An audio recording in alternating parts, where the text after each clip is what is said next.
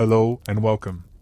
Whether you're listening to fall asleep, or just passing through the dusty alleys of forgotten history, you've found the right place. Tonight, we're not just talking about medieval ale. We're entering the world of women who ruled taverns from the shadows. A place where secret signs could seal your fate, and where danger often came with a smile and a drink. If any part of this stirs your curiosity, leave a comment. Tell us where you're tuning in from, and what time it is where you are. Just be honest. Picture this: you're walking through muddy streets that smell like a mixture of horse manure and rotting cabbage, when suddenly you hear it. Laughter, the clinking of wooden cups, and the unmistakable sound of a lute being played badly. You push open a heavy wooden door, and immediately you're hit with a wall of smoke, sweat, and something that might be food. Welcome to a medieval tavern, where a single wrong word could get you stabbed, and the ale might literally be safer to drink than the water.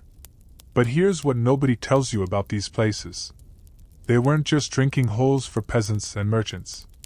Medieval taverns were the beating heart of society, the places where revolutions were planned, where secrets were traded like currency, and where the line between civilization and chaos was as thin as the watered-down wine they served. And if you think you know what it was like to step into one of these establishments, you're about to discover that everything you thought you knew is wrong. The moment you crossed that threshold, you weren't just entering a building. You were entering a world with its own rules, its own hierarchy, and its own very real dangers. The tavern keeper wasn't just serving drinks, he was managing a powder keg of human emotion, political tension, and barely contained violence. And you, as a newcomer, had about 30 seconds to figure out where you stood in this complex social ecosystem before someone decided for you. Let's start with what hit you first: the assault on your senses. Modern people have no concept of what real smell is. We live in a sanitized world of soap, deodorant, and air fresheners. But step into a medieval tavern, and your nose would be under immediate attack. The dominant smell wasn't just unwashed bodies, though that was certainly there. It was the thick, choking smoke from the central fire that had no proper chimney, mixing with the acrid smell of tallow candles made from animal fat. Add to that the smell of stale ale soaked into wooden tables that had never been properly cleaned, the metallic tang of blood from fights that happened just hours before, and the sour smell of vomit from patrons who couldn't handle their drink. But here's what's fascinating. Your medieval ancestors weren't bothered by these smells because they were part of daily life. What would have made them wrinkle their noses was the absence of these smells. A place that smelled too clean was suspicious, unnatural, possibly even dangerous. The familiar funk of a tavern was actually comforting, a sign that you were among your own kind. The visual assault was equally overwhelming. Forget any romantic notions you might have about warm, cozy taverns with cheerful lighting. Most medieval taverns were dark, smoky caves where you could barely see your hand in front of your face. The only light came from that central fire, maybe a few tallow candles if the tavern keeper was feeling generous, and whatever weak sunlight managed to filter through the small, dirty windows. This wasn't an accident or a sign of poverty. Darkness was a feature, not a bug. It hid the stains on the walls, the dirt on the floor, and most importantly, it concealed identities and activities that needed concealing. In this murky environment, you had to rely on your other senses to navigate. You listened for the scrape of benches being moved, the clink of coins being counted, the whispered conversations that might reveal whether you were walking into a den of cutthroats or a gathering of merchants. You felt for the sticky patches on tables, the uneven floorboards that might trip you, the subtle vibrations that told you a fight was about to break out at the table behind you. Now, here's where it gets really interesting. The moment you walked in, every conversation didn't stop, but it shifted. Medieval taverns operated on a complex information network. Regular patrons knew who belonged and who didn't, who had money and who was desperate, who was trustworthy and who might be working for the local lord or the church. Your clothes, your posture, the way you held your head, even how you closed the door behind you, all of these details were being catalogued and analyzed by people who had turned suspicion into an art form. The tavern keeper was watching you most carefully of all. This wasn't just hospitality, it was survival. A good tavern keeper could read people like a priest reads scripture. He had to know who might start trouble, who might not be able to pay their tab, who might be carrying disease, and who might be a spy or an informant. His livelihood, and sometimes his life, depended on making these judgments correctly. But let's talk about what you came here for, the ale. Except calling it ale is like calling a medieval surgery a medical procedure. Technically accurate, but missing the full horror of the reality. Medieval ale was nothing like the beer you know today. It was thick, cloudy, often sour, and sometimes had things floating in it that you definitely didn't want to identify. The alcohol content varied wildly because there was no standardization, no quality control, and no real understanding of the brewing process beyond basic fermentation. Here's the thing that might shock you.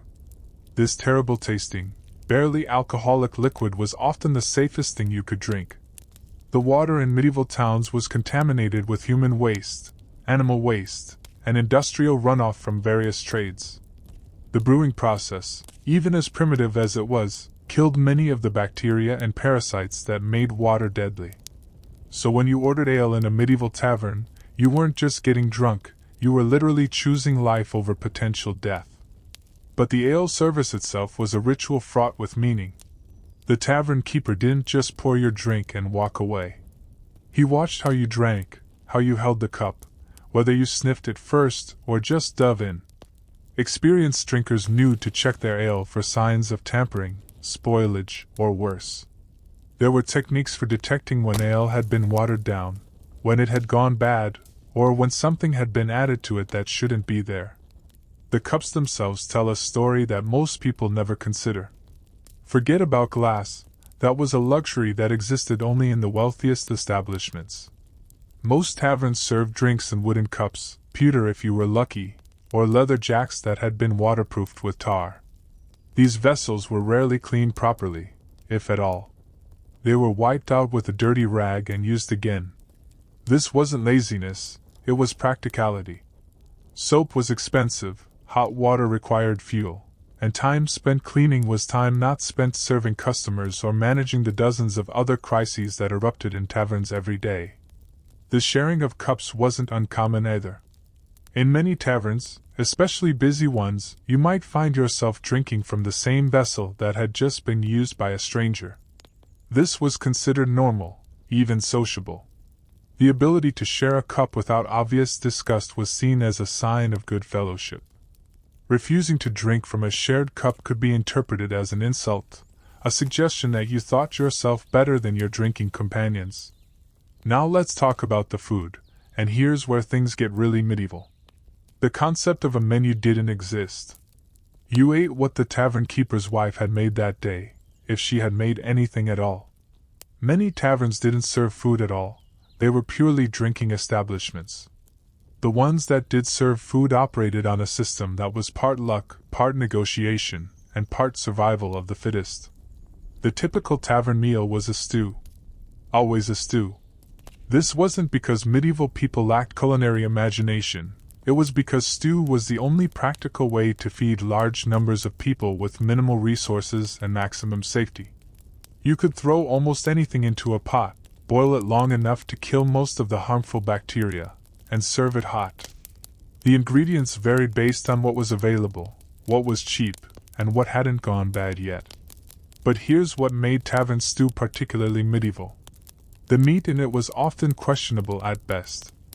Fresh meat was expensive and spoiled quickly without refrigeration.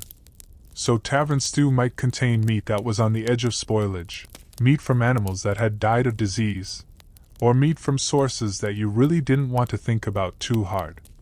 The heavy seasoning that went into these stews wasn't just for flavor, it was to mask the taste of meat that was no longer at its prime. The vegetables were equally unreliable. Root vegetables like turnips and onions were common because they kept well, but fresh vegetables were a luxury. What you got in your stew might be vegetables that were past their prime, preserved vegetables that had been pickled or salted, or wild plants that the tavern keeper's family had gathered from the surrounding countryside. The bread that came with your meal deserves special mention. Medieval bread was dense, dark, and often gritty from the stone-ground flour.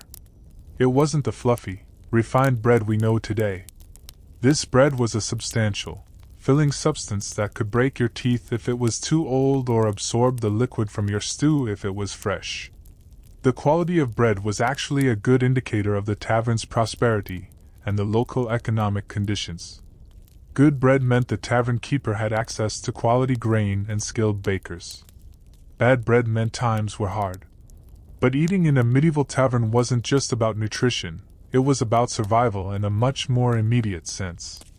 Food poisoning was a constant threat, but so was poisoning of the more intentional variety. Taverns were where business deals were made, where debts were settled, and where enemies sometimes found themselves sitting at the same table. Adding something extra to someone's stew was not unheard of, and the symptoms of food poisoning and actual poisoning were often indistinguishable. This is why experienced tavern patrons developed elaborate rituals around eating and drinking. They watched how their food was prepared, they observed who else was eating the same stew, they paid attention to whether the tavern keeper's family was eating the same food they were serving. Smart travelers brought their own cups and sometimes their own food, not because they were snobs, but because they understood the very real dangers of trusting their health to strangers. The social dynamics of eating in a tavern were equally complex. Where you sat, what you ordered, how you ate, all of these things communicated information about your social status, your wealth, and your intentions. Merchants sat differently than farmers. Pilgrims ate differently than local craftsmen, and everyone watched everyone else for signs of threat or opportunity. Tables weren't assigned, they were conquered. The best spots, near the fire but not too close to the door, were claimed by the most influential patrons. These weren't necessarily the wealthiest people, but the ones with the most local power and influence. A successful local merchant might find himself relegated to a corner table if the town's blacksmith or the local church official was in the house. The conversation at these tables was equally strategic. Medieval people understood that information was power, and taverns were where information was exchanged, bought, sold, and sometimes stolen. A casual comment about grain prices might be valuable to a merchant. A rumor about troop movements might be crucial to a local lord. An observation about someone's drinking habits might be useful to their enemies. But here's what makes this really fascinating. The people in these taverns weren't just drinking and gossiping randomly. They were participating in a complex social and economic network that connected every level of medieval society. The peasant who overheard a conversation between merchants might take that information back to his village. The traveling craftsman might carry news from one town to another. The local priest might gather intelligence that would eventually reach the ears of bishops and nobles. This information network was so important that some people made their living from it. Professional messengers, traveling merchants, and even some clergy members were essentially medieval information brokers. They knew which taverns in which towns were the best sources for different types of information. They knew which tavern keepers could be trusted with sensitive messages and which ones were known to sell information to the highest bidder. The concept of privacy, as we understand it today, simply didn't exist in medieval taverns. Conversations were overheard, letters were read over shoulders, and personal business became public knowledge almost immediately. This wasn't necessarily malicious, it was just the reality of living in a world where everyone's survival depended on knowing what everyone else was doing. But this lack of privacy also created a strange form of community. People who might never speak to each other under normal circumstances found themselves sharing tables, sharing drinks, and sharing stories in the neutral territory of the tavern.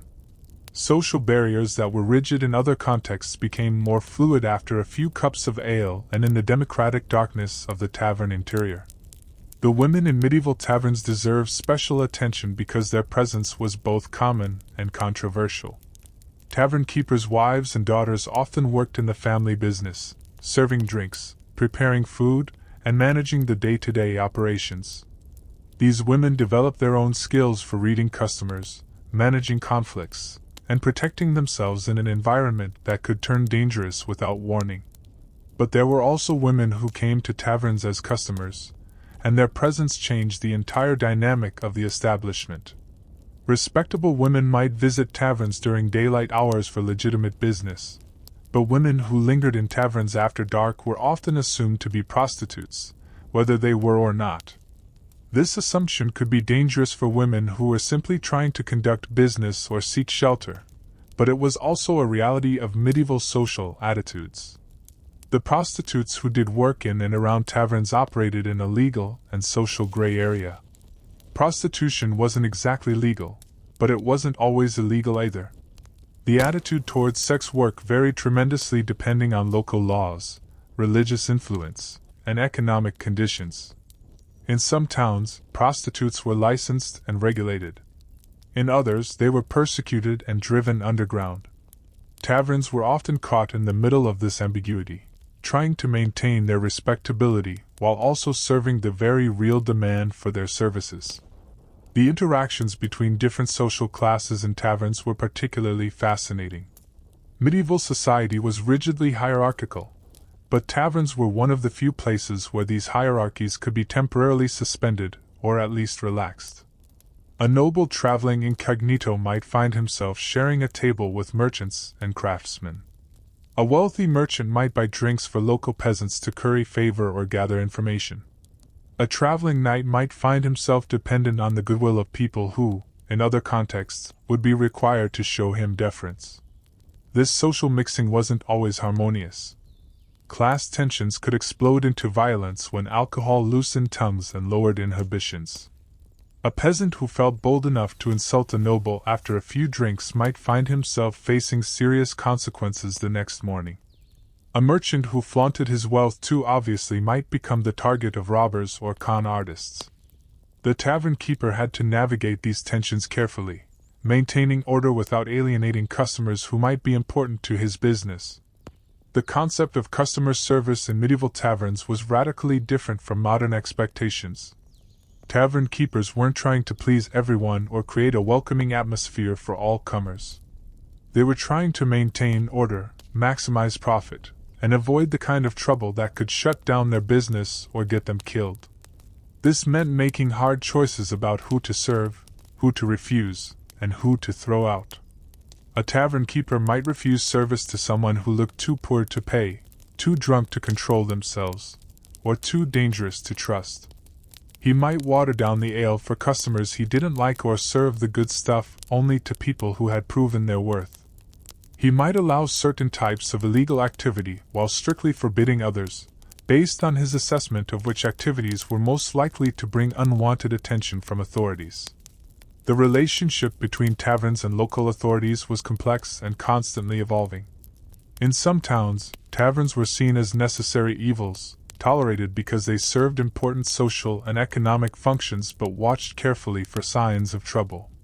In other places, taverns were seen as centers of vice and rebellion, subject to heavy regulation and frequent raids. Religious authorities were particularly suspicious of taverns. The church saw them as places where people wasted money that should have been donated to the church, where they committed sins of gluttony and lust, and where they gathered to complain about their betters instead of accepting their lot in life with Christian humility. Some religious leaders preached against taverns specifically, calling them gateways to damnation and urging their followers to avoid them entirely. But even religious figures sometimes found themselves in taverns, either on business or because they had nowhere else to go. Traveling priests and monks might stop at taverns for food and shelter, creating interesting dynamics when the representatives of moral authority found themselves in places they officially condemned. Some adapted by trying to minister to the patrons, turning the tavern into an impromptu church. Others simply tried to keep their heads down and get through their business as quickly as possible. The economic role of taverns extended far beyond just selling drinks and food. They served as informal banks where people could exchange currency, arrange credit, and conduct financial transactions. They were hiring halls where craftsmen found work and employers found workers. They were warehouses where traveling merchants could store goods temporarily. They were post offices where messages and letters were left for pickup by their intended recipients. This economic importance meant that taverns were often at the center of local political and social power structures. A successful tavern keeper might find himself with significant influence in town affairs, simply because so much of the town's business flowed through his establishment. He might know who owed money to whom, who was having affairs with whom, who was planning to leave town, and who was planning to stay. But this influence also made tavern keepers targets. Political rivals might try to undermine a tavern keeper's business. Religious authorities might pressure local officials to restrict tavern operations. Criminal elements might try to extort protection money or use the tavern as a base for their own operations. Managing these various pressures required skills that went far beyond just serving drinks. The physical layout of medieval taverns was designed with all of these considerations in mind. The main room was typically arranged so that the tavern keeper could see everything that was happening while maintaining easy access to the exits. Tables were positioned to allow for both private conversations and easy surveillance. The storage areas for ale and valuables were located where they could be defended if necessary. Most taverns had multiple rooms serving different functions.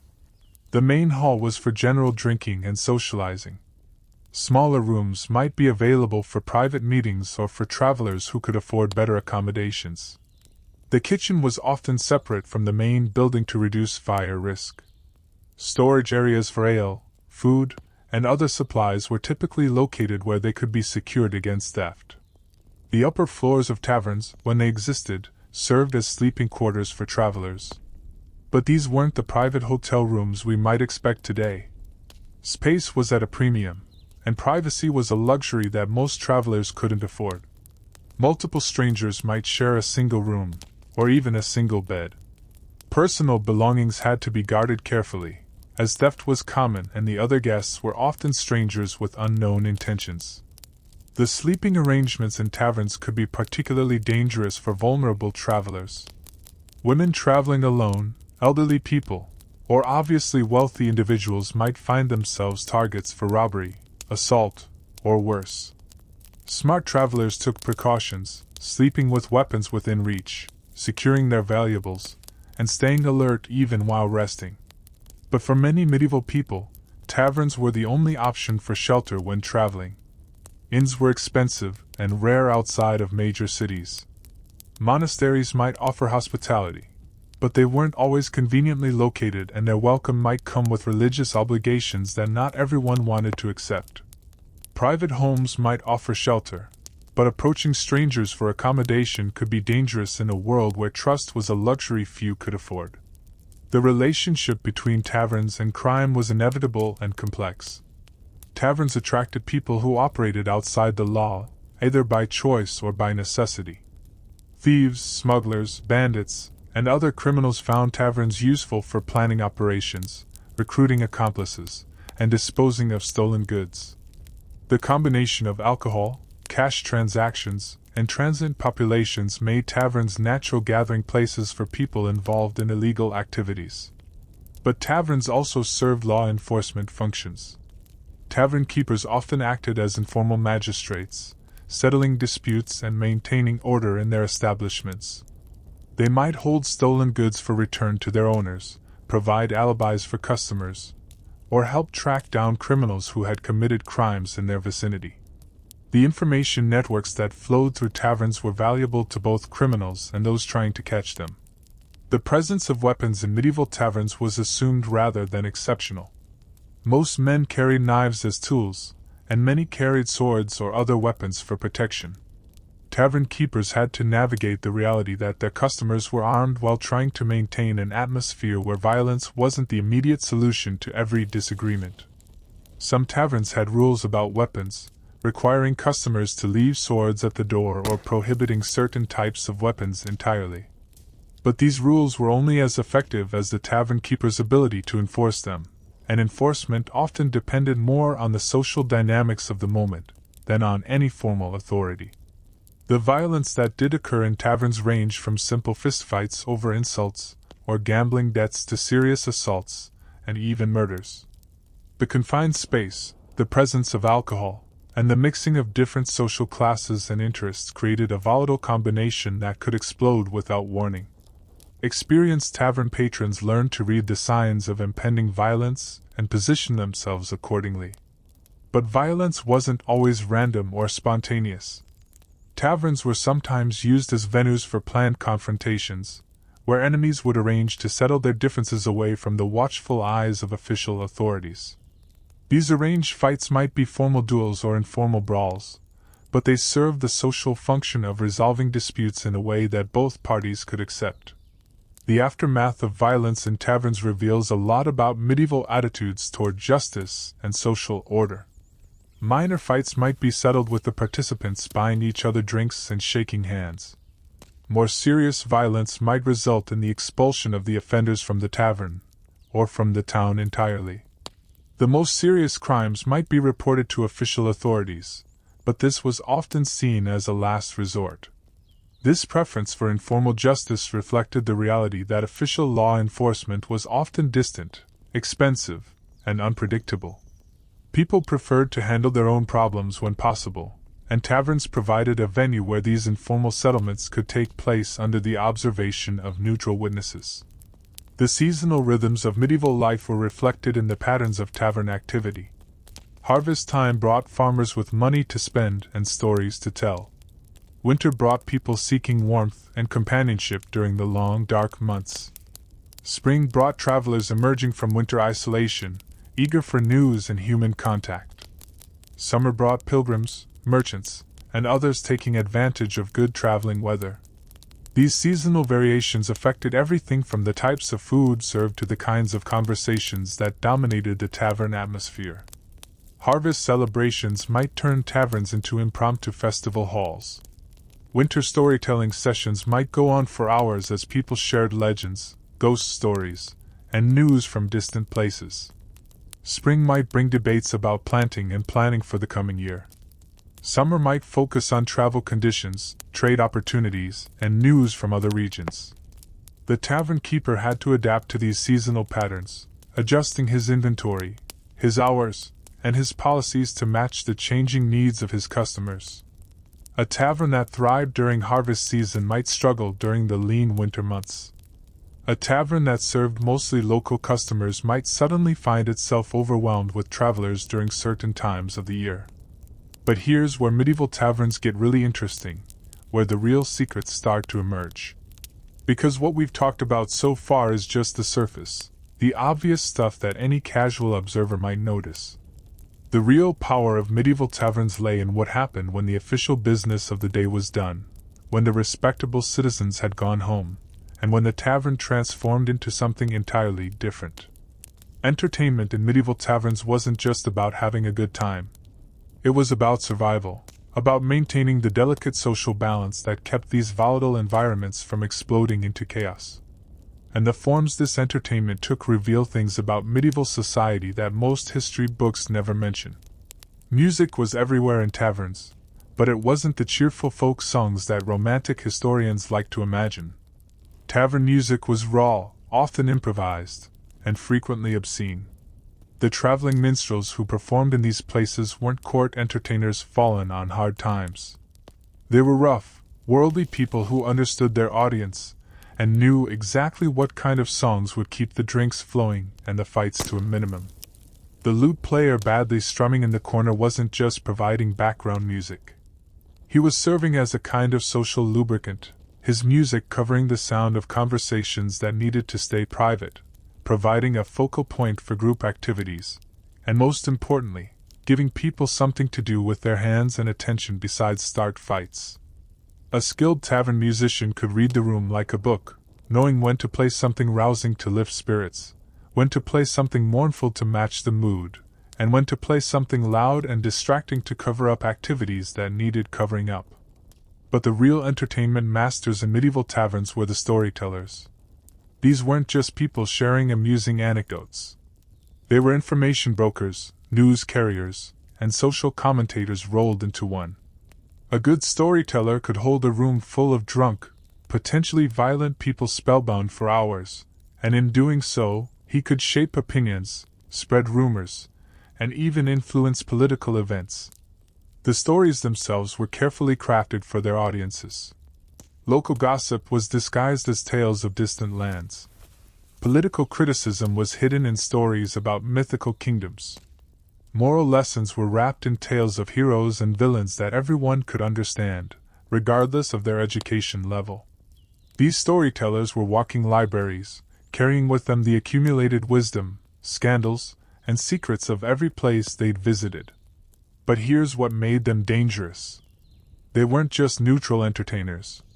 Many of them were spies, informants, or political agents working for various interests. A storyteller who traveled from tavern to tavern could gather intelligence about local conditions, popular attitudes, and potential threats. He could plant ideas, spread propaganda, or identify potential recruits for various causes. The stories he told might seem like harmless entertainment, but they could be sophisticated psychological operations designed to influence his listeners' thinking. The authorities understood this perfectly well. Storytellers were watched, questioned, and sometimes arrested on suspicion of spreading seditious ideas. Smart storytellers learned to tell their most dangerous stories in code, using allegories and metaphors that their intended audience would understand but that would fly over the heads of informants and authorities. This is where tavern games become particularly interesting, because games in medieval taverns weren't just about passing time.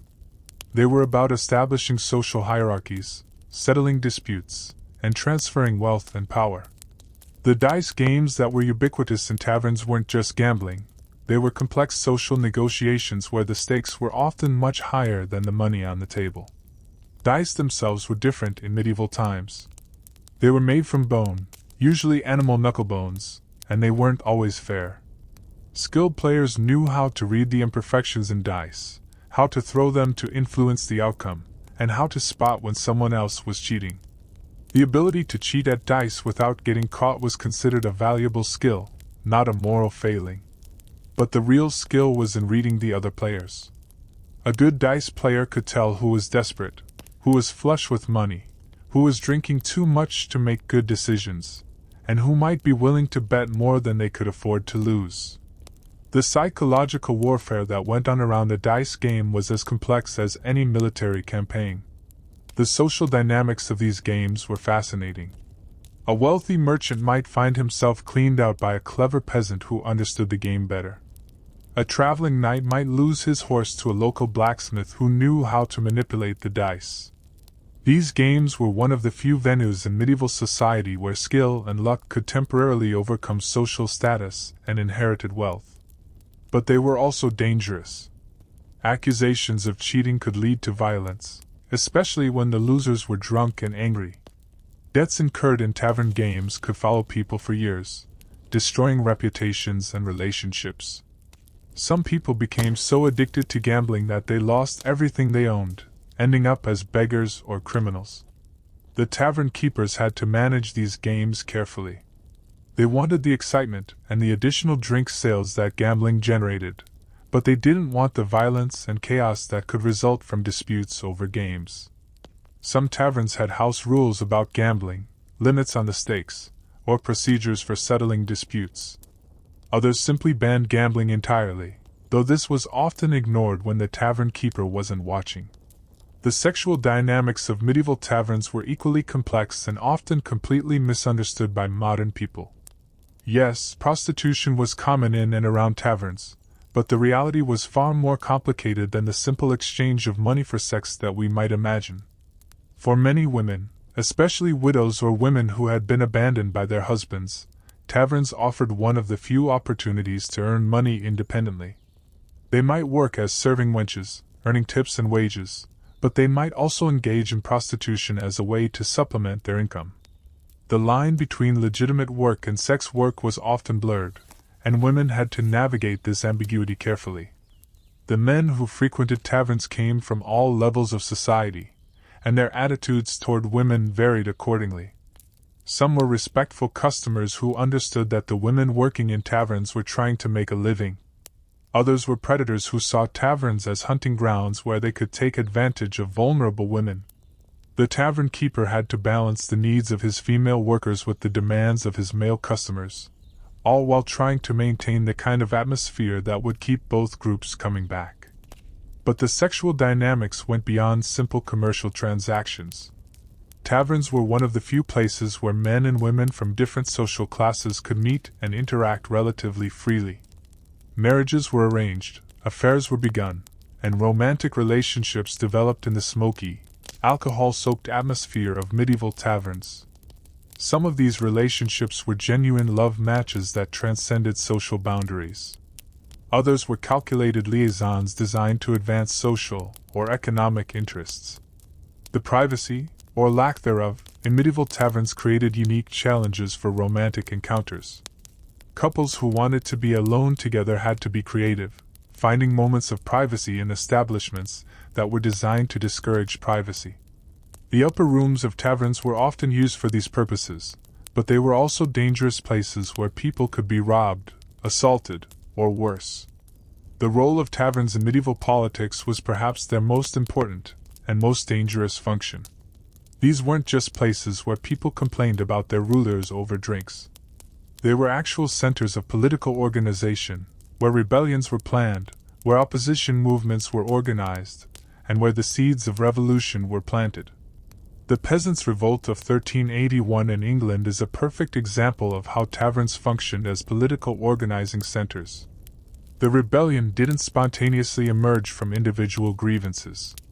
It was carefully planned and coordinated, and much of that planning took place in taverns throughout the countryside. The rebels used the tavern network to spread information, coordinate their activities, and recruit supporters. But political activity in taverns wasn't limited to major rebellions. Local political disputes, conflicts between different guilds, and tensions between social classes all played out in tavern settings. A dispute over grain prices might be settled in a tavern. A conflict between the local lord and the town merchants might be negotiated over drinks. An election for local offices might be effectively decided by the conversations that took place in taverns before the official voting.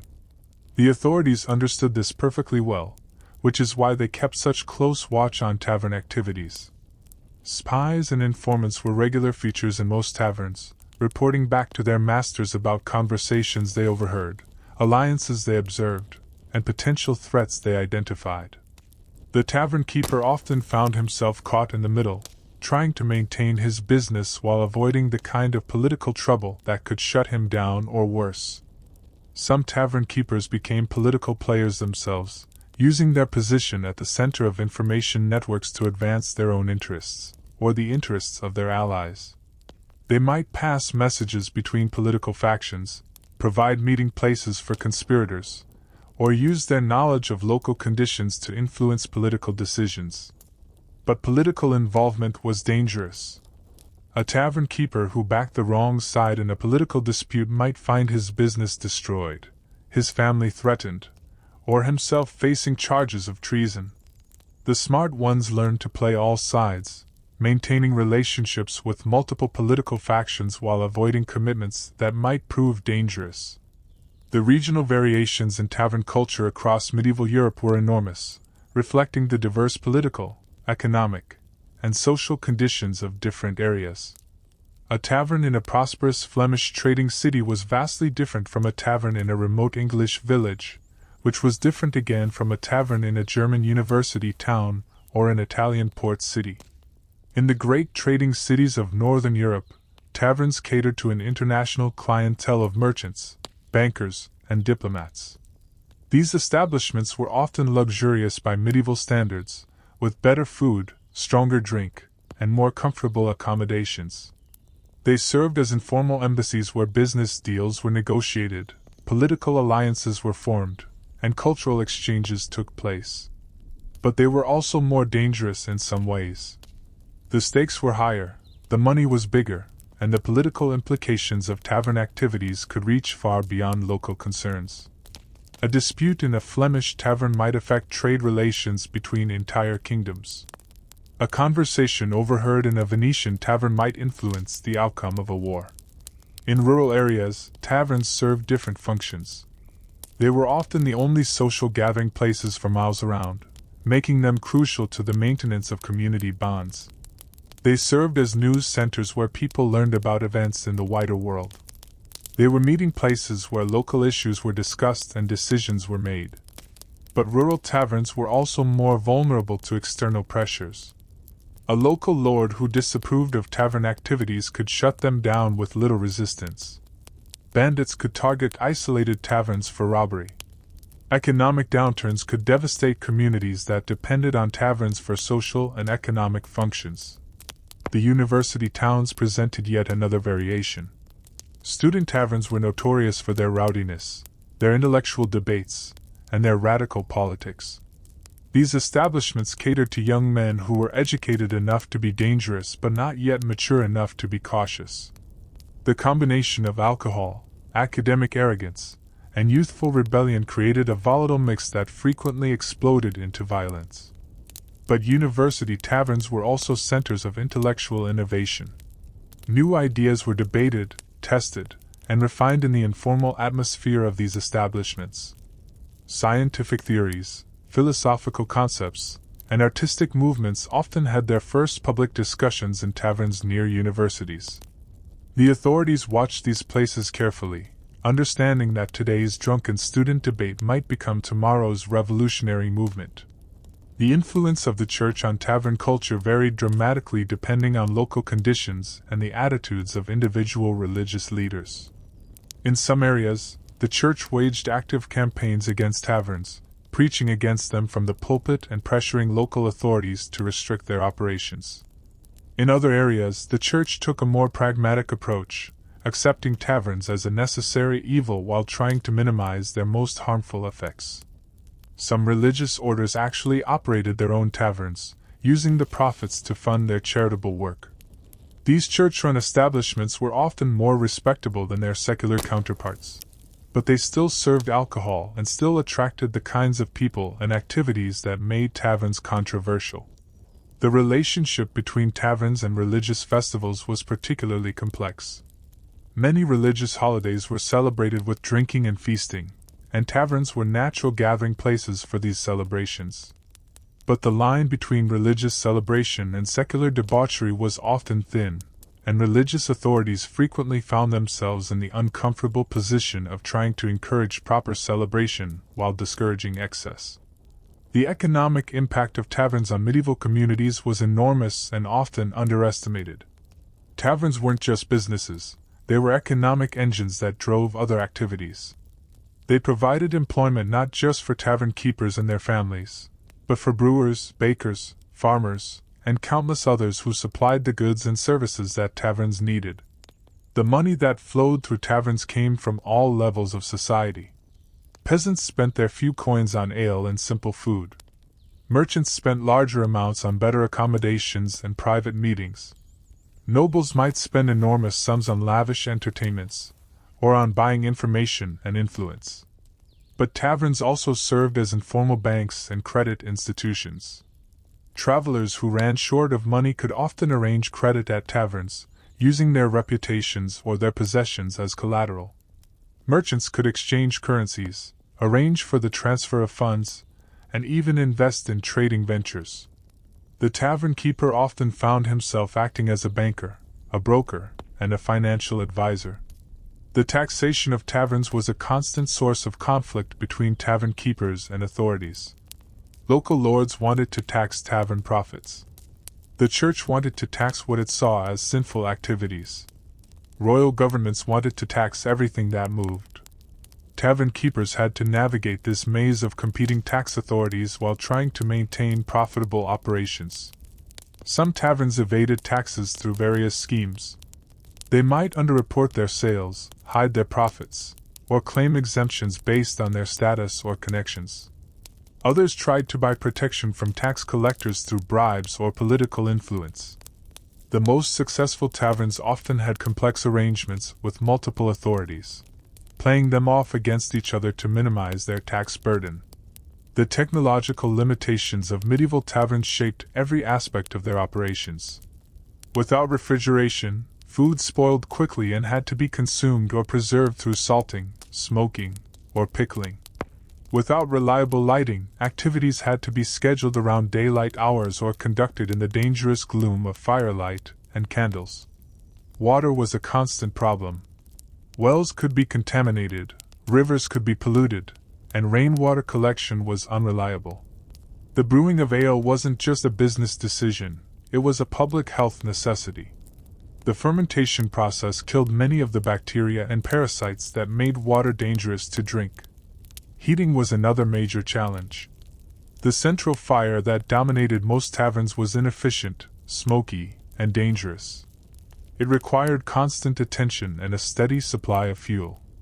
In winter, keeping the fire going was a matter of survival, but it also created fire hazards that could destroy entire buildings. The construction of medieval taverns reflected these technological limitations. Buildings were designed around the central fire, with thick walls to retain heat and small windows to prevent heat loss. The upper floors were often built with overhangs that provided some protection from the weather while maximizing the use of limited urban space. But these same technological limitations created opportunities for innovation. Tavern keepers who could solve problems of heating, lighting, or food preservation had competitive advantages over their rivals. Some became famous for their technical innovations, attracting customers who valued comfort and safety over low prices. The seasonal availability of ingredients forced tavern keepers to be creative with their menus and their brewing. Spring brought fresh herbs and vegetables that had been unavailable during winter. Summer brought fresh fruits that could be used in brewing or preserved for winter use. Fall brought the harvest and the opportunity to stock up on grains and other staples that would have to last through the winter. This seasonal rhythm affected not just the food and drink that taverns served, but the entire social rhythm of tavern life. Winter taverns were crowded, smoky places where people gathered for warmth and companionship. Summer taverns were more open, with activities spilling out into courtyards and gardens. Spring and fall were times of transition, when the tavern community prepared for the changes ahead. The apprenticeship system that governed most medieval trades also applied to tavern keeping. Young people who wanted to learn the business worked as servants, learning the skills they would need to eventually run their own establishments. This wasn't just about learning to brew ale or cook food. It was about learning to read people, to manage conflicts, to navigate political pressures, and to survive in one of medieval society's most dangerous professions. The most successful tavern keepers were those who understood that they weren't just selling drinks and food. They were selling safety, information, companionship, and opportunity. They were providing a service that was essential to the functioning of medieval society, even if that service was often officially disapproved of. But this success came at a cost. Tavern keepers lived with constant stress, knowing that their livelihood depended on managing volatile situations with potentially deadly consequences. They had to be diplomats, psychologists, and warriors all at once. They had to be smart enough to avoid political traps, strong enough to handle physical threats, and charismatic enough to keep customers coming back. The women who worked in medieval taverns, whether as family members, employees, or prostitutes, developed their own survival strategies. They learned to read the mood of a room, to defuse tense situations, and to protect themselves when diffusion wasn't possible. They formed alliances with other women, with sympathetic men, and sometimes with local authorities who could provide protection in exchange for information or other services. These women often had access to information and influence that was unavailable to women in other roles. They heard the conversations of powerful men. They saw the weaknesses and vulnerabilities of people who thought they were invincible, and they developed their own networks of contacts and allies.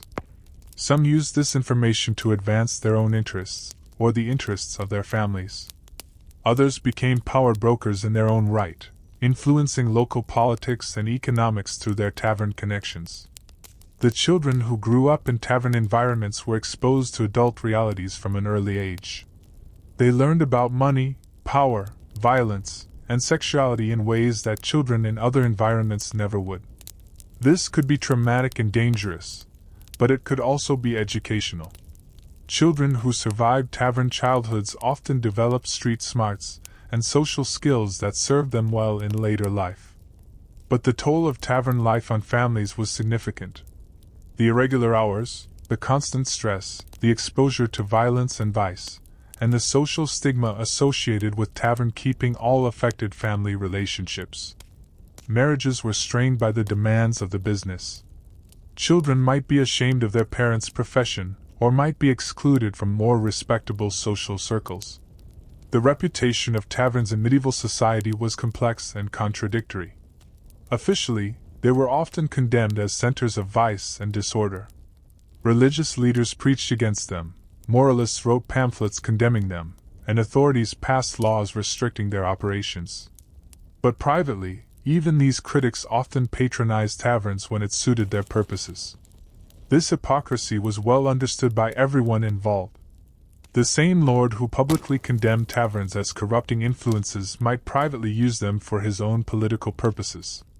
The same priest who preached against the evils of drinking might be found in a tavern when he thought no one was watching.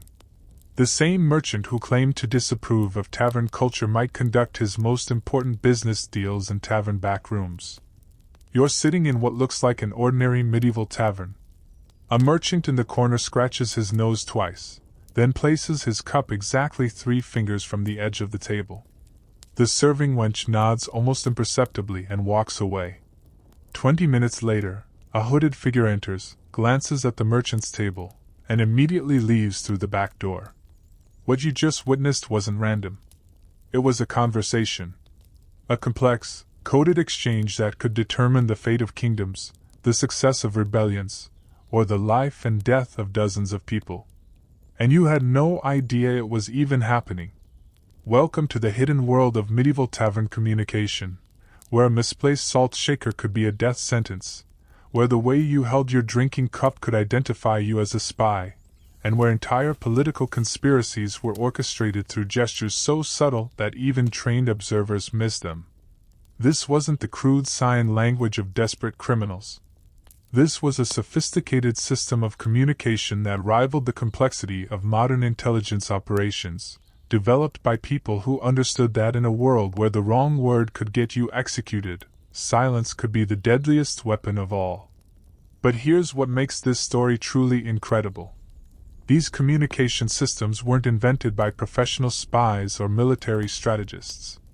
They were created by ordinary people, tavern keepers, merchants, craftsmen, and peasants who found themselves caught in the deadly games of medieval politics and needed to survive. And the sophistication of what they created would make modern intelligence agencies jealous.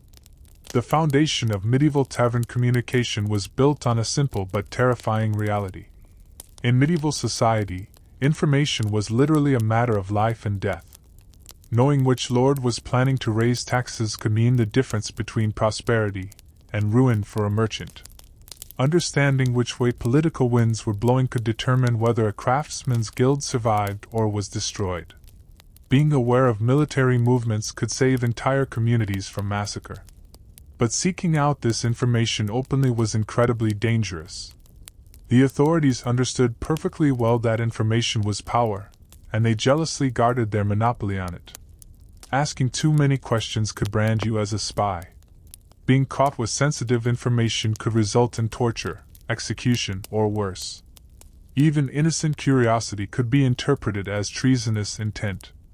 So people who needed information had to find ways to gather and share it without appearing to do so.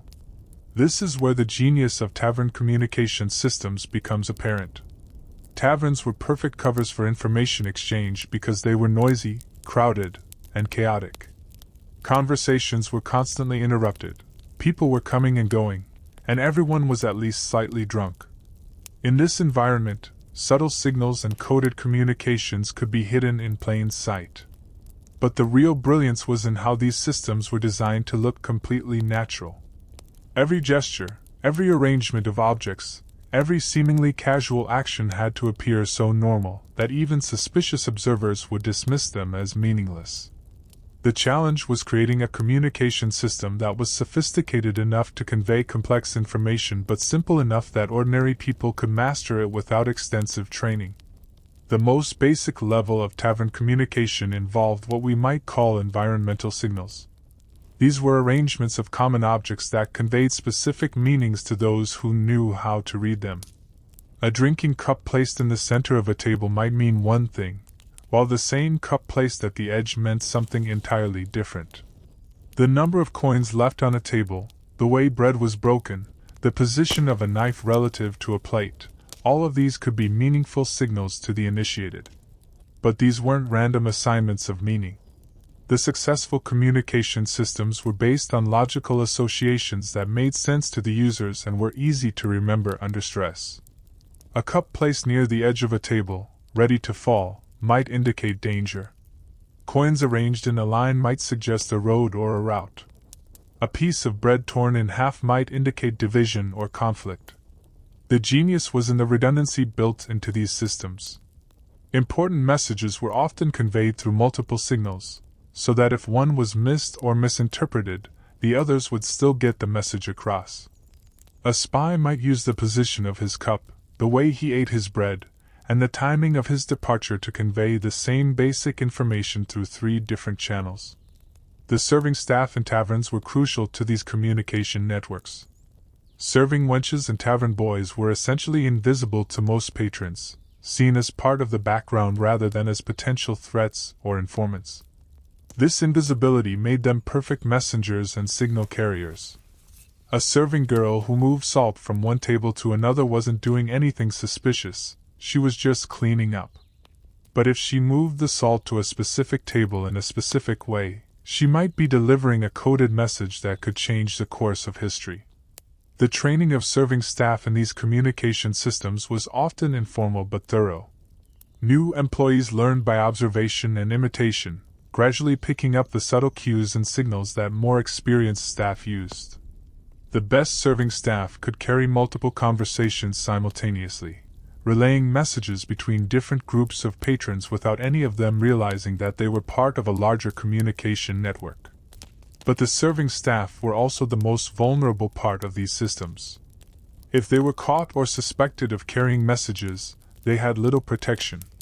They couldn't claim diplomatic immunity or political connections.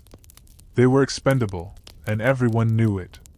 This vulnerability meant that the most sensitive communications often bypassed the serving staff entirely, relying instead on direct signals between the actual participants. The timing of actions was another crucial element of tavern communication. A gesture made at the wrong time might be meaningless, while the same gesture made at a specific moment could convey vital information.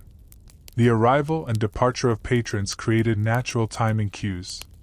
The lighting of candles, the serving of food, the entertainment provided by musicians or storytellers, all of these events could serve as timing markers for coded communications. Some of the most sophisticated systems used what we might call cascade timing, where one signal triggered another, which triggered another, creating a chain of communications that could spread information throughout a tavern in a matter of minutes. A patron might scratch his nose, causing a serving girl to adjust a candle, which prompted another patron to shift his position, which signaled a third person to leave the tavern and carry a message to another location. The beauty of these cascade systems was that no single person had to know the complete message or understand the full scope of the communication network. Each person only needed to know their specific role and the signals that were relevant to them. This compartmentalization made the systems much more secure, because even if one person was captured and tortured, they couldn't reveal information they didn't possess. Musical signals were particularly sophisticated and difficult to detect. A minstrel might play certain songs in a specific order to convey information. The tempo, the volume, even the mistakes in the performance could all be meaningful to those who knew how to interpret them. A song that was played too fast might indicate urgency. A song that was interrupted might suggest danger. A song that was repeated might emphasize the importance of a message. The advantage of musical signals was that they could reach everyone in the tavern simultaneously, and they provided perfect cover for other activities. While everyone was listening to the music, other forms of communication could take place without drawing attention. The music also provided a natural timing structure for other signals, with different parts of songs serving as cues for specific actions. But musical communication required skilled performers who could be trusted with sensitive information. Not every traveling minstrel could be part of these networks. The ones who were often developed reputations that allowed them to move freely between different regions and social classes, making them valuable intelligence assets for whoever employed them. The clothing and personal accessories worn by patrons could also convey coded information. The way a cloak was fastened, the position of a hat, the type of jewelry worn, all of these could be significant to those who knew how to read them. Some systems used colors as signals, with different colored clothing or accessories indicating different types of information or different levels of urgency. The advantage of clothing signals was that they were visible from a distance, and could be read quickly without requiring close observation. A person could walk into a tavern, scan the room, and immediately understand the general situation based on what people were wearing and how they were wearing it. This rapid assessment capability was crucial in situations where danger might be imminent and quick decisions were necessary. But clothing signals were also risky because they were more permanent than other forms of communication. Once you put on a red cloak to signal danger, you couldn't easily change that signal if the situation changed. This limitation meant that clothing signals were often used for general information rather than specific details, with other communication methods used to provide the nuances and specifics. The use of written messages in taverns was extremely dangerous but sometimes necessary for complex information that couldn't be conveyed through gestures and signals alone. These messages had to be hidden, disguised, or encoded to avoid detection. Some were written in invisible ink made from various substances. Others were written in codes or ciphers that would appear meaningless to casual observers. The hiding places for written messages were often ingenious. Messages might be sewn into clothing, hidden in the handles of tools, concealed in food, or written on surfaces that could be easily erased or destroyed. Some messages were written on materials that would dissolve in water or burn quickly if discovery seemed imminent. The most sophisticated written communication systems used what we might call steganography, hiding messages in plain sight by making them appear to be something harmless. A love letter might contain a hidden political message. A shopping list might be a coded report on military movements. A religious text might conceal information about trade routes or political alliances. But written messages also created evidence that could be used against the participants if they were discovered. Unlike gestures and signals, which existed only in the moment, written messages could be preserved, analyzed, and used as proof of conspiracy or treason. This danger meant that written communication was often reserved for only the most critical information, and great care was taken to ensure that messages were destroyed after they were received and understood. The regional variations in tavern communication systems were enormous, reflecting the different political, linguistic, and cultural conditions of different areas. A communication system that worked perfectly in an English tavern might be completely meaningless in a German or Italian establishment. This diversity was both a strength and a weakness of these systems. The strength was that regional variations made it difficult for authorities to understand communication systems that were foreign to their area. A spy from one region might be able to operate undetected in another region simply because the local authorities didn't understand his communication methods. The weakness was that this same diversity made it difficult for communication networks to operate across regional boundaries. Some of the most successful intelligence operations of the medieval period involved people who had mastered multiple regional communication systems and could serve as translators and bridges between different networks. These individuals were incredibly valuable but also incredibly vulnerable, because their knowledge made them prime targets for enemy intelligence services. The Church developed its own attitudes toward tavern communication systems, seeing them as potential threats to religious and political authority. Some religious leaders condemned all forms of coded communication as inherently suspicious and possibly heretical. Others took a more pragmatic approach, recognizing that these communication systems were sometimes necessary for legitimate purposes. Some religious orders actually developed their own coded communication systems, using religious symbols and rituals to convey information that needed to remain secret. These religious communication systems were often more sophisticated than their secular counterparts, because they could draw on centuries of theological scholarship and symbolic interpretation. The interaction between religious and secular communication systems in taverns created complex layers of meaning that could be interpreted differently depending on the observer's background and allegiances. A gesture that appeared religious to some observers might be political to others, and this ambiguity was often deliberately cultivated as an additional layer of security. The enforcement challenges faced by authorities trying to suppress tavern communication systems were enormous. How do you prosecute someone for the way they held their drinking cup? How do you prove that a serving girl's arrangement of salt shakers was actually a coded message rather than random cleaning? How do you distinguish between innocent coincidence and deliberate conspiracy when the evidence consists entirely of subtle gestures and seemingly normal activities?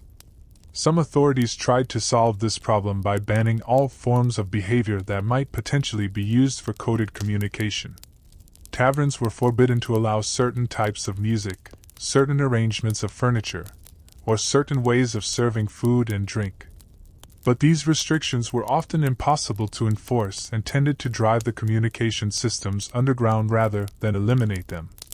The more sophisticated authorities realized that the best way to combat these communication systems was to infiltrate them rather than suppress them. By placing their own agents within the communication networks, they could monitor the information being passed and sometimes even manipulate it for their own purposes. This led to incredibly complex games of deception, where participants were never entirely sure whether their communications were secure or whether they were being monitored or manipulated by hostile forces. The psychological warfare aspects of tavern communication systems were particularly sophisticated. By spreading false information through these networks, authorities could manipulate public opinion, discredit their enemies, or lure their opponents into traps. A false signal indicating that a particular location was safe might lead rebels into an ambush. A coded message suggesting that a particular official was corrupt might undermine trust in the government. But this same psychological warfare could be turned against the authorities. Clever opponents could feed false information to government agents, leading them to make poor decisions based on inaccurate intelligence. The communication networks could be used to spread rumors and propaganda that undermined government authority and encouraged resistance. The economic implications of tavern communication systems were often overlooked but were actually quite significant. These networks facilitated trade by allowing merchants to share information about prices, market conditions, and trade routes. They enabled craftsmen to coordinate their activities and protect their interests. They allowed farmers and other producers to organize resistance to unfair taxation and exploitation. But they also enabled criminal activities like smuggling, fraud, and extortion. The same communication systems that allowed legitimate businesses to coordinate their activities also allowed criminal organizations to plan and execute their operations. The authorities were often caught in the difficult position of trying to suppress the criminal uses of these systems without destroying their legitimate economic functions. The technological limitations of medieval communication made tavern systems even more impressive. Without printing presses, telephones, or any form of rapid long-distance communication, people had to rely on human memory, physical presence, and ingenious improvisation to create their networks. The fact that they were able to create systems that were sophisticated enough to coordinate complex political and economic activities across large geographic areas is a testament to human creativity and determination. The decline of medieval tavern communication systems was gradual and resulted from several factors. The development of more centralized government authority made it harder for these informal networks to operate. The improvement of official communication systems reduced the need for unofficial alternatives. The rise of literacy and printing made written communication more practical and reliable. But perhaps most importantly, the The social changes that marked the end of the medieval period reduced the isolation and vulnerability that had made these communication systems necessary in the first place. As society became more stable and predictable, people had less need for the elaborate precautions and secret communications that had been essential for survival in earlier times. Imagine waking up every morning knowing that today might be the day someone kills you. Not because you're a soldier or a spy, but because you serve ale for a living. Meet the medieval tavern keeper, and prepare to discover why running a tavern was quite possibly the most dangerous job in human history. More dangerous than being a knight charging into battle. More dangerous than being a plague doctor. More dangerous than exploring uncharted seas. Because while those professions faced obvious, external threats, tavern keepers faced something far more deadly. They were trapped at the center of every conflict, every conspiracy, and every violent passion of medieval society, with nowhere to run and no one to protect them. Here's what nobody tells you about medieval tavern keepers. They weren't just innkeepers trying to make an honest living. They were unwilling players in a deadly game where the church wanted to control their souls, the nobility wanted to control their loyalty, criminals wanted to control their establishments, and the common people wanted to use them as shields against all of the above. And the penalty for choosing the wrong side, or even appearing to choose the wrong side, wasn't just bankruptcy or social disgrace. It was death. But here's the part that will shock you. Despite facing constant threats from every direction, many tavern keepers didn't just survive, they thrived. They became power brokers, information merchants, and shadow rulers of their communities. The successful ones developed skills that would make modern intelligence operatives jealous and political instincts that would impress seasoned diplomats. They had to, because the alternative was not just business failure, it was a shallow grave. Let's start with the most immediate threat every tavern keeper faced: their customers. Forget the romantic image of jovial drinkers sharing stories around a warm fire. Medieval tavern patrons were armed, often drunk, frequently desperate, and always suspicious. A tavern keeper had to serve people who might be planning to rob him, kill him, or burn down his establishment before the night was over. And he had to do it with a smile. Consider the case of William de Ashby, a tavern keeper in 14th century England whose story was recorded in court documents after his death. On a typical Tuesday evening, William was serving drinks to what seemed like an ordinary group of local craftsmen. Unknown to him, 3 of these men were actually highway robbers who had chosen his tavern as their base of operations. 2 others were informants working for the local sheriff, gathering intelligence on criminal activity. 1 was a tax collector traveling in disguise to avoid being murdered on the road. And 1 was a political refugee fleeing from charges of treason. William had no way of knowing any of this. His job was to serve drinks, provide food, and maintain order. But by the end of the evening, he was dead, killed in the crossfire when the informants tried to arrest the robbers. The tax collector panicked and drew his weapon, and the political refugee decided this was the perfect moment to eliminate some potential witnesses to his presence in the area. This wasn't an unusual incident. Court records from across medieval Europe are filled with similar stories of tavern keepers who died simply because they happened to be in the wrong place at the wrong time, which for them was behind their own bars serving their own customers. The mortality rate among tavern keepers was so high that in some regions, the profession was considered a form of slow suicide. But the immediate physical danger from customers was only the beginning.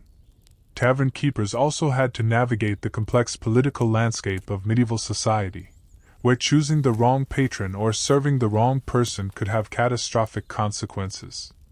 Every drink served was a political decision. Every meal provided was a statement of allegiance. Every room rented was a potential act of treason. Take the case of Eleanor of Westham, who ran a tavern in a small English town during the tumultuous reign of King John. Eleanor's establishment was frequented by local merchants who were growing increasingly resentful of the king's heavy taxation. When these merchants began meeting in her tavern to discuss their grievances, Eleanor faced an impossible choice. She could report their activities to the royal authorities, which would destroy her relationship with her customers and probably result in her tavern being burned down by angry townsfolk. Or she could allow the meetings to continue, which would make her complicit in what the authorities would consider seditious activity. Eleanor chose a middle path, allowing the meetings but trying to stay ignorant of their specific content. This strategy backfired spectacularly when the merchants' complaints escalated into an actual plot against the king's tax collectors. When the plot was discovered, Eleanor was arrested as a co-conspirator, even though she had no knowledge of the specific plans.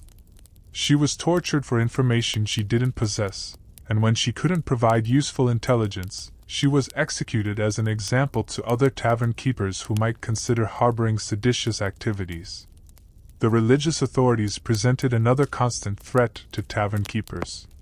The church viewed taverns as centers of sin and corruption, places where people wasted money that should have been donated to the church, where they committed acts of gluttony and lust, and where they gathered to complain about their divinely ordained social positions. Many religious leaders actively campaigned against taverns, pressuring local authorities to restrict their operations or shut them down entirely. But the church's opposition went beyond mere moral disapproval. Religious authorities understood that taverns were competing centers of social influence, places where people gathered to discuss ideas and form opinions outside of church control. A successful tavern keeper could have more influence over local public opinion than the local priest, and this was seen as a direct threat to religious authority. The pressure from religious authorities could manifest in various ways. Priests might preach specifically against individual tavern keepers from the pulpit, turning their congregations against these establishments. Religious authorities might pressure local nobles to revoke tavern licenses or impose crippling restrictions on tavern operations. In extreme cases, religious zealots might organize boycotts, vandalism, or even direct attacks on taverns and their operators. John de Beverley, a tavern keeper in 13th century Yorkshire, found himself targeted by a particularly zealous local abbot who saw John's successful establishment as a threat to the monastery's influence in the region. The abbot began a campaign of harassment that included public denunciations, attempts to have John's license revoked, and eventually, accusations of heresy based on conversations that allegedly took place in John's tavern. John tried to appease the abbot by limiting his hours of operation, refusing to serve drinks on certain religious holidays, and even donating a portion of his profits to the monastery. But these concessions were seen as admissions of guilt rather than good faith efforts at compromise. The campaign against John escalated until a group of the abbot's supporters attacked his tavern, beating John severely and burning his establishment to the ground. John survived the attack but never recovered financially, spending his remaining years as a beggar dependent on church charity. The nobility presented yet another layer of danger for tavern keepers. Noble patrons expected special treatment, extended credit, and absolute discretion regarding their activities. But they also expected tavern keepers to serve as informal agents, gathering intelligence on their enemies and reporting suspicious activities. Refusing these expectations could result in the loss of noble protection, which was often essential for a tavern's survival.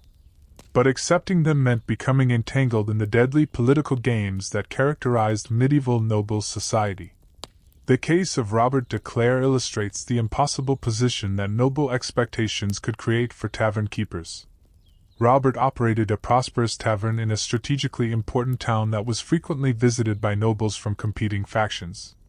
Lord William, who controlled the local area, expected Robert to report on the activities of visiting nobles from rival factions.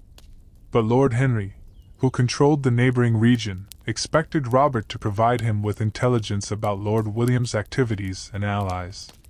Robert initially tried to satisfy both nobles by providing them with harmless, general information that couldn't be used to harm either side. But as the political conflict between the two lords escalated, they began demanding more specific and actionable intelligence.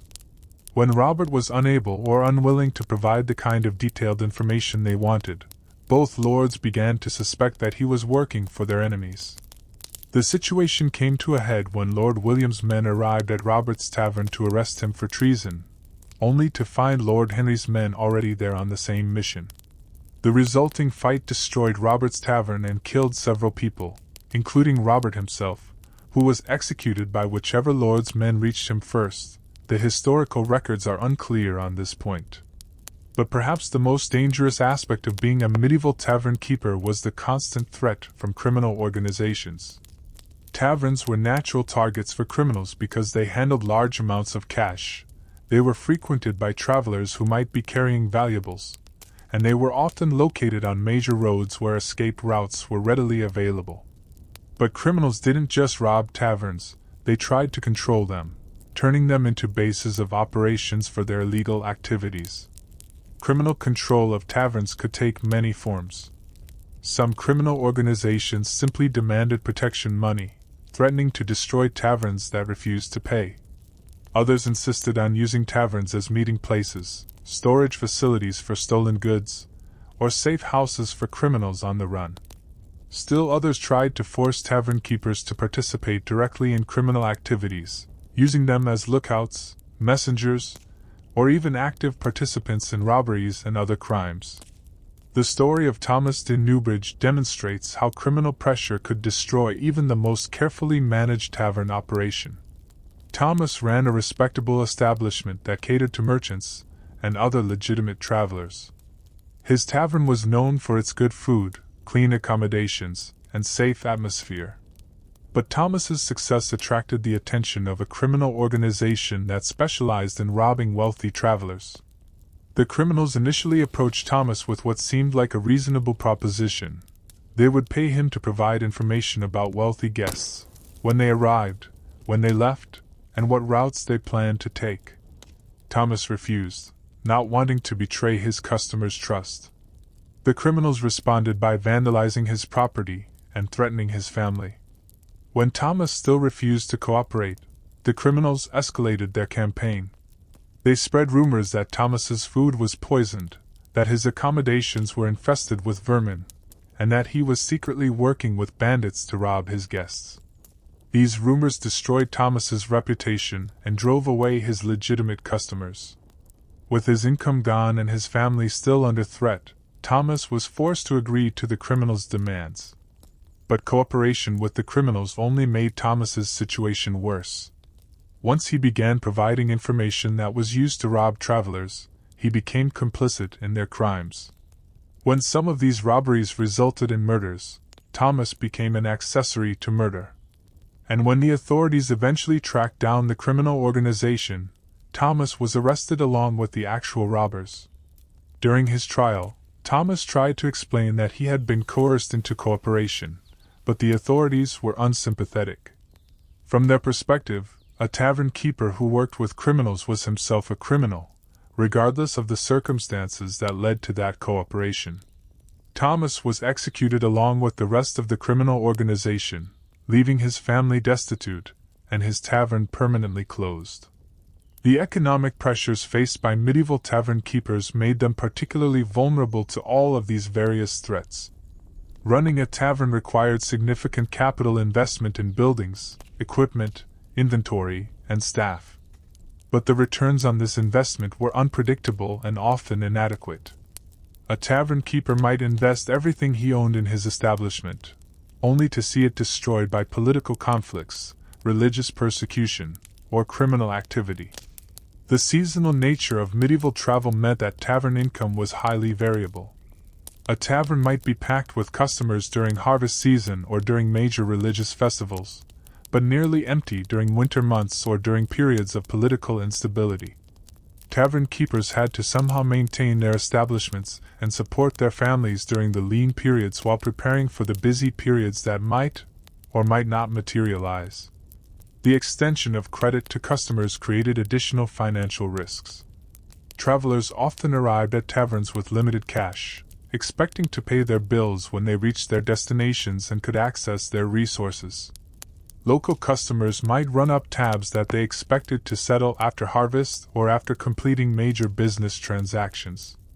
But customers died, businesses failed, and political upheavals could wipe out entire communities of debtors, leaving tavern keepers with worthless debts and no way to recover their losses. Margaret de Thornton, who operated a tavern in a prosperous market town, seemed to have solved many of the problems that plagued other tavern keepers. She cultivated good relationships with local religious authorities by donating generously to the church and maintaining high moral standards in her establishment. She avoided political entanglements by treating all customers equally regardless of their political affiliations. She discouraged criminal activity by maintaining strict policies and working closely with local law enforcement. But Margaret's success was built on extending generous credit to her customers, particularly the local merchants who formed the backbone of her business. When a series of bad harvests devastated the local economy, many of these merchants were unable to pay their debts. Margaret found herself owed enormous amounts of money by people who simply didn't have the resources to pay her. As Margaret's financial situation deteriorated, she was forced to borrow money to keep her tavern operating. But the only sources of credit available to her charged extremely high interest rates and demanded harsh terms. When Margaret was unable to meet these obligations, her creditors seized her tavern and all of her possessions. Margaret and her family were left homeless and destitute, forced to rely on charity for their survival. But Margaret's story has an even darker ending. Her former creditors decided that they needed to make an example of her to discourage other debtors from defaulting on their obligations. They spread rumors that Margaret had deliberately defrauded her creditors, that she had hidden assets that should have been used to pay her debts, and that she was planning to leave the area to avoid her responsibilities. These rumors turned the community against Margaret and her family. They were shunned by former friends, refused service by other businesses, and eventually forced to leave the town entirely. Margaret died a few years later, still homeless, and still trying to clear her name of charges that were entirely fabricated by people who wanted to use her as an example of what happened to those who failed to pay their debts. The legal protections available to medieval tavern keepers were minimal and often ineffective. While there were laws against robbery, assault, and murder, these laws were difficult to enforce and often ignored when the victims were tavern keepers. The social status of tavern keepers was low enough that crimes against them were often considered less serious than crimes against more respectable members of society. The legal system itself was often part of the problem for tavern keepers. Corrupt officials might demand bribes for basic services like investigating crimes or enforcing contracts. Biased judges might rule against tavern keepers simply because of their profession.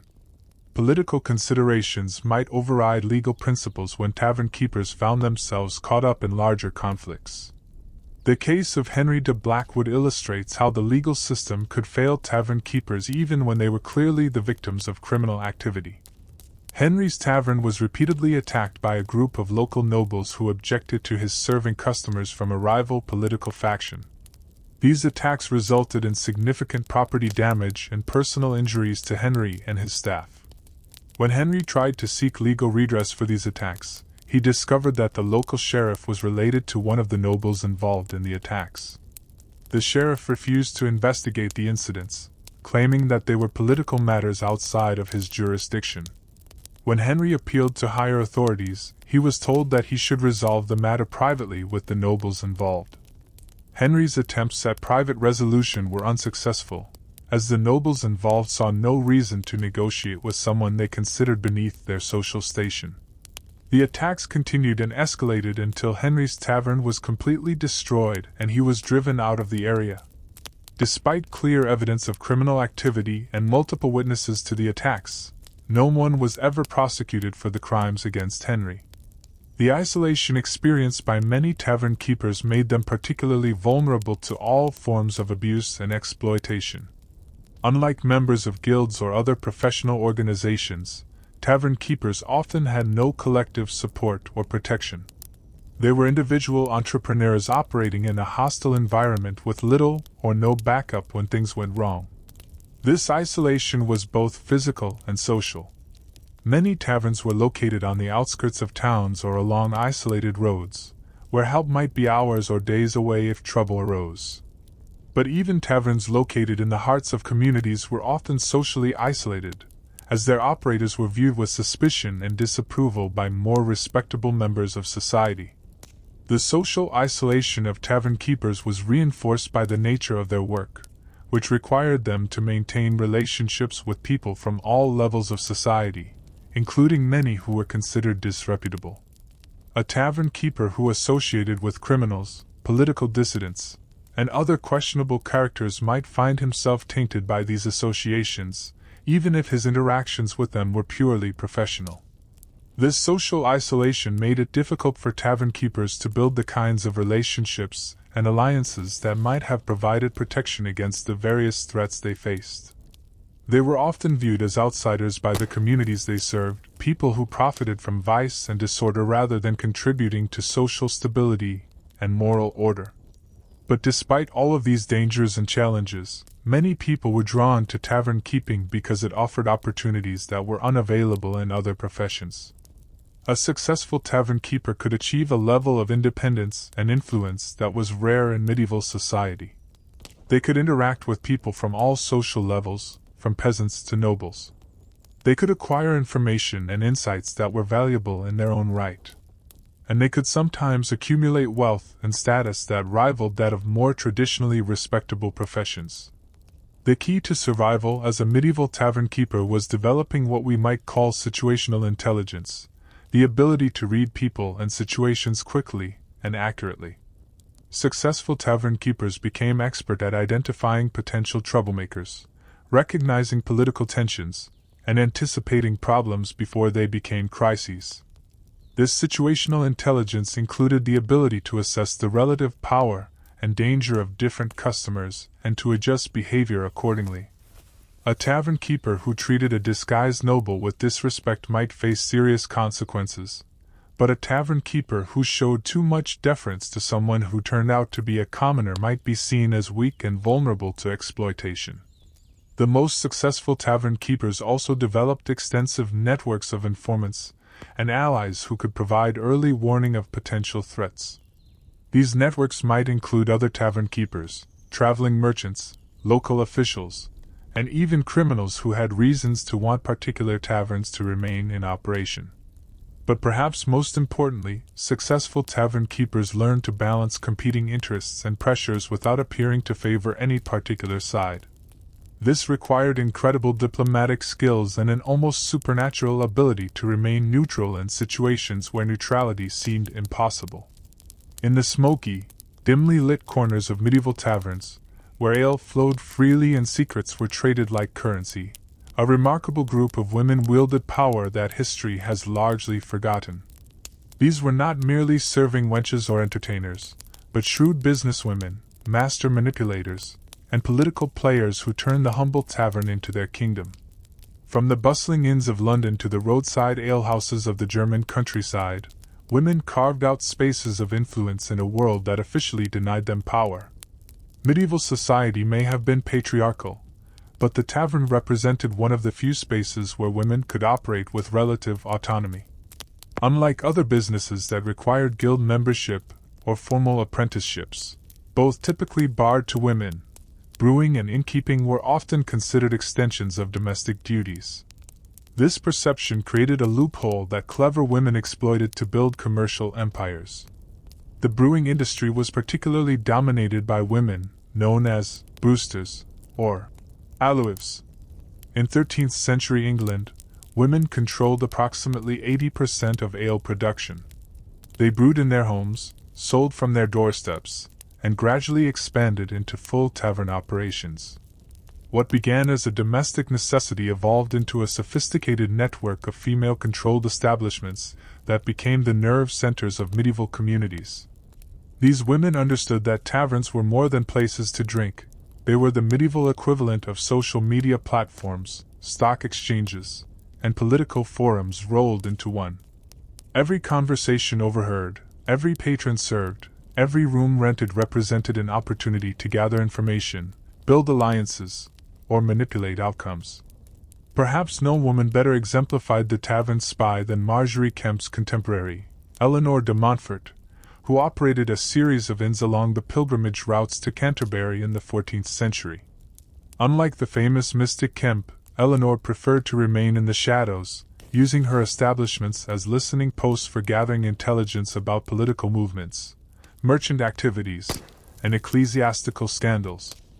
Eleanor's network extended far beyond her own taverns. She cultivated relationships with other female innkeepers, creating an informal intelligence network that stretched across England.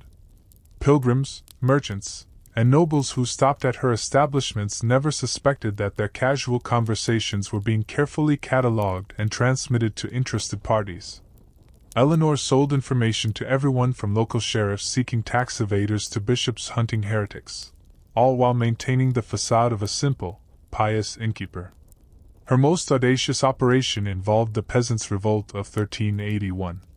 While officially remaining neutral, Eleanor used her network to pass messages between rebel leaders, helping coordinate their movements while simultaneously feeding information to royal agents. This double game allowed her to profit from both sides while ensuring her own survival regardless of the outcome. When the revolt was crushed, Eleanor had positioned herself as a valuable asset to the crown, earning royal protection for her establishments. The techniques Eleanor pioneered became standard practice among tavern women. They developed coded languages, used their servants as messengers, and created elaborate systems for storing and retrieving information. Some kept detailed records hidden in false bottoms of ale barrels or sewn into tapestries. Others memorized everything, becoming human libraries of secrets and scandals. While some women used taverns for espionage, others focused on building commercial empires. Dame Alice de Brienne, who operated a chain of inns across East Anglia in the late 14th century, demonstrated how a tavern could become the foundation of vast wealth and influence. Starting with a single inherited alehouse, Alice systematically expanded her holdings through a combination of shrewd business practices and strategic marriages. Alice's success lay in understanding that taverns were essential infrastructure in medieval society. She positioned her establishments at crucial crossroads, ensuring that travelers had few alternatives. But she went beyond simple monopolization. Alice created the medieval equivalent of a hospitality brand, standardizing services, training staff, and ensuring that a night at one of her inns guaranteed certain amenities regardless of location. Her innovations included some of the earliest examples of customer loyalty programs. Regular patrons received special treatment, preferred rooms, and access to exclusive services. She also pioneered the concept of tavern credit, allowing trusted customers to run tabs that could be settled seasonally. This system made her establishments indispensable to merchants and traders who needed reliable stops along their routes. Alice's economic influence extended far beyond hospitality. She used her taverns as informal banks, changing money for travelers and providing loans to local farmers and craftsmen. Her establishments became centers of commerce where deals were struck, partnerships formed, and entire trade networks coordinated.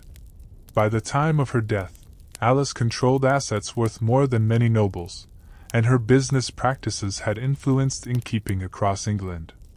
The 100 Years' War created unprecedented opportunities for women to engage in political intrigue through their taverns. In occupied territories, tavern women often served as resistance leaders, using their establishments to coordinate opposition activities. The story of Jean La Pucelle, not Joan of Arc, but a tavern keeper in Rouen, illustrates how ordinary women became extraordinary revolutionaries. Jean operated a small tavern in the shadow of Roun's cathedral, seemingly devoted to serving English occupation forces. In reality, her establishment served as headquarters for a sophisticated resistance network. She used her position to gather intelligence about English troop movements, supply lines, and strategic plans. Her tavern's location made it a natural gathering place for both occupiers and occupied, allowing her to monitor both sides while appearing completely neutral. The resistance network Jean created was remarkable for its complexity and effectiveness. She recruited other tavern women across Normandy, creating a communication system that could relay messages across hundreds of miles within days. Her network included not just innkeepers but also serving women, kitchen staff, and even prostitutes who could move freely between establishments without arousing suspicion. Jean's most significant contribution to the resistance was her role in coordinating the supply of French forces. She used her tavern's legitimate business activities to mask the movement of weapons, food, and intelligence. Deliveries of ale barrels contained hidden compartments filled with arrows. Traveling merchants who stopped at her and carried coded messages to French commanders. Even English soldiers quartered at her establishment unknowingly aided the resistance by providing intelligence about their own operations. The network Jean created outlasted the war itself, evolving into a sophisticated organization that influenced Norman politics for generations. Her successors continued to use taverns as centers of political activity, supporting various causes and candidates through the careful application of influence and information. In an age when formal diplomacy was conducted exclusively by men, women found ways to engage in international relations through their taverns. The most remarkable example was Margot La Flamande, who operated a tavern in Bruges during the height of the Flemish cloth trade in the 15th century. Her establishment became an unofficial embassy where merchants, nobles, and diplomats from across Europe conducted business that couldn't be handled through official channels. Margot's tavern was strategically located near Bruges Cloth Hall, making it a natural gathering place for international traders. She cultivated relationships with merchants from England, France, Germany, and Italy, learning their languages and understanding their business practices. Over time, she became an indispensable intermediary, facilitating deals that might otherwise have been impossible due to political tensions or cultural misunderstandings. Her role evolved from simple facilitator to active diplomat. When conflicts arose between trading partners, Margot mediated disputes, often hosting elaborate dinners where adversaries could meet on neutral ground. She developed a reputation for discretion and fairness that made her services invaluable to merchants who needed to conduct business across enemy lines. Margot's influence extended to the highest levels of European politics. She hosted secret meetings between English and French representatives during truces in the 100 Years' War. Italian bankers used her tavern to negotiate loans with Northern European princes. German princes met Flemish counts to discuss marriage alliances. In each case, Margot's tavern provided the neutral ground necessary for sensitive negotiations. The diplomatic networks Margot created became institutionalized over time. Her tavern developed protocols for hosting international meetings, systems for ensuring security and discretion, and procedures for facilitating communication between parties who might not share a common language. These innovations influenced diplomatic practice across Europe and helped establish the foundations of modern international relations. The most feared and respected tavern women were those who mastered the art of manipulation. These women understood that information was power, but they also knew that the strategic application of that information could reshape entire communities. Lady Gwenllian of Caerphilly, who operated a tavern in the Welsh borders during the 14th century, demonstrated how a skilled manipulator could control local politics through careful orchestration of events. Gwenllian's tavern served as the social center of her community, hosting everything from wedding celebrations to funeral wakes. She used these gatherings to gather intelligence about family disputes, business rivalries, and personal secrets. But unlike other tavern women who simply sold information, Gwenllian used her knowledge to orchestrate outcomes that served her interests. Her techniques were sophisticated and subtle. She would arrange for certain people to meet, accidentally, at her tavern, timing these encounters to maximize their impact. She spread carefully crafted rumors that would influence elections, business deals, or marriage negotiations. She manipulated seating arrangements at community gatherings to encourage or discourage certain conversations. Every aspect of her tavern's operation was designed to shape the behavior of her patrons. Gwenllian's most impressive achievement was her role in resolving a bitter feud between two powerful local families that had lasted for 3 generations. Through careful manipulation of events at her tavern, she orchestrated a series of encounters that gradually shifted the family's attitudes toward each other. She arranged for the family's children to meet during a harvest celebration, encouraged business partnerships between family members, and even stage-managed a romantic relationship that ultimately led to marriage and reconciliation. The techniques Gwenlliant developed became legendary among tavern women. She taught other women how to read body language, how to encourage confidences, and how to plant ideas in patrons' minds without their awareness. Her methods spread throughout Wales and into England, creating a generation of tavern women who wielded unprecedented influence over their communities. The women who ruled medieval taverns from the shadows left a legacy that extended far beyond their individual achievements. They created new models of female power that operated outside traditional hierarchies, developed innovative business practices that influenced entire industries, and established networks of influence that shaped political and economic developments across Europe. Their methods were adopted and adapted by subsequent generations of women who found themselves excluded from formal power structures. The techniques of information gathering, network building, and strategic manipulation that tavern women pioneered became standard tools for women seeking influence in male-dominated societies. The concept of using hospitality as a foundation for power influenced everything from salon culture to modern business networking. Perhaps most importantly, these women demonstrated that power could be exercised effectively from unofficial positions. They proved that influence didn't require formal titles or institutional authority. It could be built through intelligence, determination, and strategic thinking. Their success challenged medieval assumptions about women's capabilities and created precedents that would inspire future generations of female leaders. The tavern women of medieval Europe were more than colorful historical figures. They were pioneers who redefined what it meant to wield power in a patriarchal world. Their stories remind us that influence has always been available to those clever enough to recognize opportunities and bold enough to seize them. In the shadows of medieval taverns, these remarkable women built empires of influence that rivaled those of kings and nobles, proving that true power often lies not in what is visible, but in what remains hidden from view. Their legacy continues to resonate today, offering lessons about the nature of influence, the importance of networks, and the power of strategic thinking.